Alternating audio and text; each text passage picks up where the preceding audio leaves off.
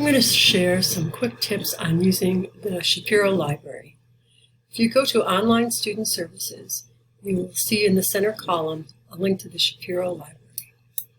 Click on that link, and this takes you to the opening page for the library. Here you'll see options to click on a lot of different resources, but all you need to focus on is the top search box. Put in some keywords for your research topic. Let's say we're looking for information about the connection between obesity and health. So we put in obesity, health, impact, and hit enter or click the search box. And this then takes you to a collection of results with articles and books and other resources that all include those keywords as part of their indexing information. So let's look over here. Here you'll see the search terms at the top, and over here you'll see information about these results. There are over 85,000 results, and it includes everything available in the library: academic journals, magazines, news, sources, reports, ebooks. Now you also see that the range of dates for these resources is between 1969 and 1921. Since this is health information, we might want to go for the most recent information. So let's take that sliding scale and reduce our results to just those between, let's say, 2018 and 2021. So the results list is now going to change to reflect that date range that we've selected. The results are now down to, still a lot, but over 30,000. Another feature you might notice is that there are descriptors here under each title. As you go through the list, you'll see some will say news, some will be ebooks. But what you want to notice here is these first few in the list are academic journals, of which there are over 19,000.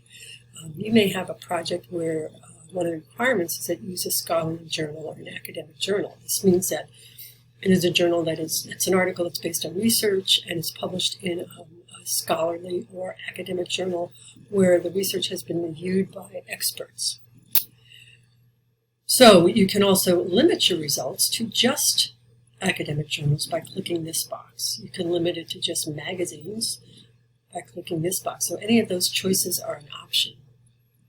And let's take a look at one of these articles. If you click on the title of an article, it will bring up a page that tells you a bit about that article, such as information about the authors, where it's published, some of the key words, and it will show you the abstract, which is a brief description of the article and a conclusion of the research. Now, another very helpful feature is if we go over to the other side of the screen, you'll see some options down the right side, which are to send this article to your Google Drive, to email it to yourself, to print it. One option is to cite your article. And if you click on that, it will bring up some options for citations. Now, it shows a variety of different citation formats. Southern New Hampshire uses primarily APA, so that would be your citation for this particular article. And one last feature I want to show you is that there are many ways to get help as you look in the library for your resources. You can chat 24/7 with a librarian who can give you tips and guide you in your search. You can send an email, or you can make a toll-free call. So that's just a few of the tips to help you get started using the library, but explore it, reach out with questions, and let me know what you think.